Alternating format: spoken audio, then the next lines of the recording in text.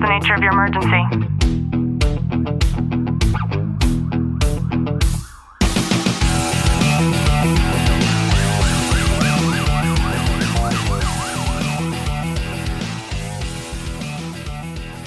Welcome back to the Tactical Living Podcast. I'm your host, Ashley Wilton, joined by Sergeant Wilton. Clint, how are you? I'm really good.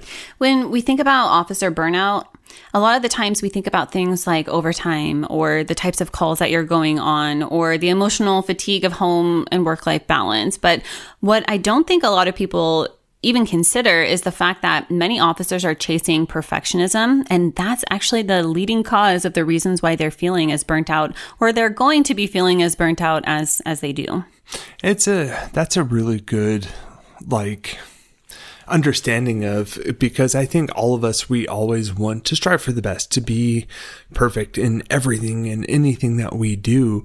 And the more we strive for it, the more exhausted we get, because the bar will always move and will continue chasing that bar, and you will inevitably end up burnt out.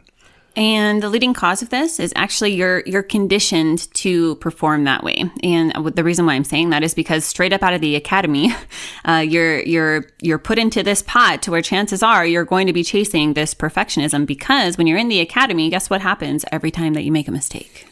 You get disciplined. Exactly.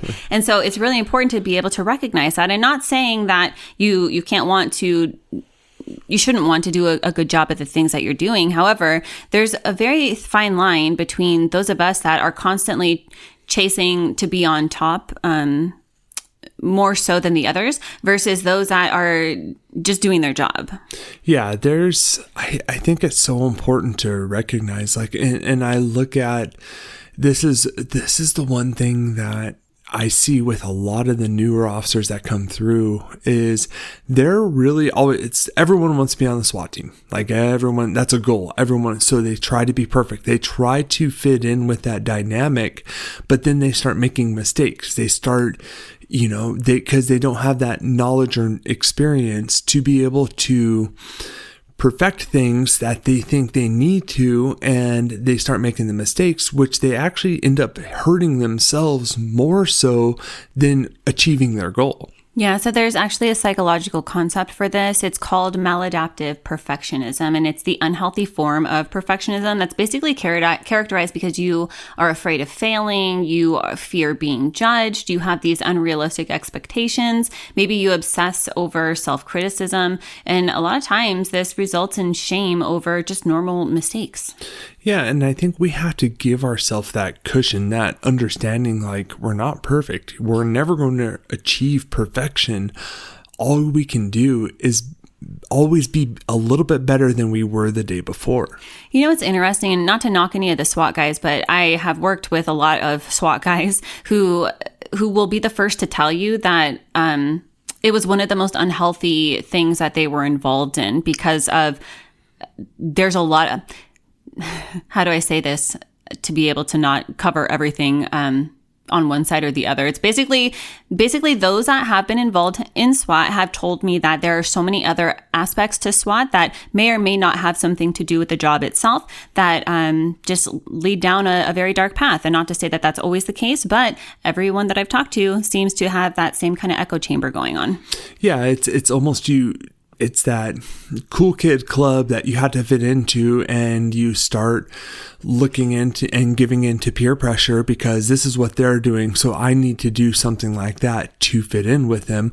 Or they set you up to do that so then they can hold something over you so they don't have to worry about getting caught up in their mistakes. You know what else I'm thinking about? Anytime that somebody, including you, has, you're telling me a story about some person and something happened at the department with this individual, and then you're like, yeah, remember the guy on SWAT? Yep. Just saying. So there's a lot more to be chasing than just those external accolades. And, and it's different. Not to say that everybody who wants to be on the SWAT team wants it for those particular reasons. There could be a lot of different reasons. Maybe your dad did it and it's like a family thing that you're striving to be able to, there could be whatever it is. However, I think that it's important to make sure that you're understanding the reasons why for you as an individual. Yeah. And I think that goes with anything that you do within a department, everyone always, it feels good when you get that positive response from a community member, from someone in your department saying, hey, you're doing a phenomenal job. I appreciate your hard work. That's cool, but you don't chase it. You just be you and do the best you absolutely can every day. That's all that really matters. Yeah, there's a lot of ways that perfectionism shows up in police work. And I think one of them is that you're constantly replaying every single shift and then you're looking for mistakes because your brain reviews your actions like this sort of hostile supervisor, only it's you that's doing it. Yeah, I think in one instance I can think of where I have an officer I've been really spending a lot of time teaching him different dynamics on different approaches of how he could, do things a little bit different. I'm not trying to recreate who he is. I'm trying to get his mind to think outside of his normalcy. And because his normalcy has hurt him a lot and he's making strides and he's doing so good compared to where he was because he's taking the information that's being passed along to him and he's making it work for him.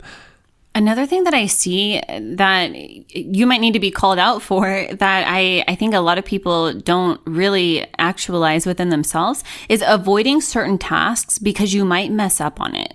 That I see that on a daily basis with different officers. They'll avoid certain calls for service because they don't know specifically how to handle it and they don't feel comfortable in handling it because they're worried that they're going to make a mistake on it. I know people, traffic accidents are the perfect example. There's so many people, they hate traffic accidents because they've made so many mistakes on them, but instead of leaning into that to improve and get better at it, they run away from them. I think one of the easiest ways to be able to get yourself out of this cycle, if you find that you've fallen into it, no matter what you do for work, is to look to be able to have your goal as being prepared and not perfect. Yeah, being able to have an understanding, ask questions when they're relevant, be able to ask for help if you need it, and not be so egotistical to just assume that you can be the perfect cop, the perfect person all the time.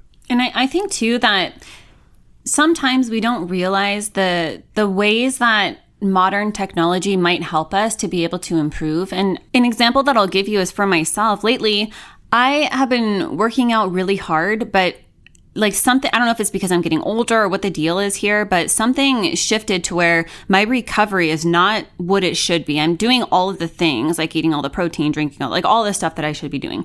And this is something that this type of thing I have done before. And so long story short, for probably the past 6 months or so, everything about my health, my food intake, my water intake, my fitness regimen, everything has been plugged into my little assistant called ChatGPT. And so I'm explaining that because it turns out that, and I'm telling you, I'm being very detailed with it because I want the best feedback that's possible. And so long story short, my issue is that I have been overexerting myself to where my glycogen levels have been depleted because of the regimen that I have put into place. And so instead of me trying to focus on food intake to be able to change those things, because that's what I was doing, that's the failure that I was at, we came up with a new plan, and my new plan is to not have any kind of cardio at all, and right now just focus on my strength training only. And so I'm sharing that because there are so many times where we might be struggling with something in our lives, and maybe we don't want to ask that superior, or we don't want our partner to look at us differently, or we're worried about judgment because of that. So plug it into ChatGPT, and not to say it's going to know what your department policies and all of that are. However, a majority of information I think that we could easily access just with the phones that we're carrying in our hands anyways. Yeah, by using those resources, and you can plug in that information, be able to get a clear picture and a clear answer on what would really help you the best, because you need to build that bridge to where you're not being as hard on yourself as you are. Yeah, the truth is, perfectionism does not make you a better cop. It just makes you a burnt out one. And if not now, then it definitely is going to catch up with you. I hope you've gotten some value out of today's episode. If you have, do us a favor, drop a review, subscribe down below. And as always, know that I'm sending you a long, tight hug from my home to yours.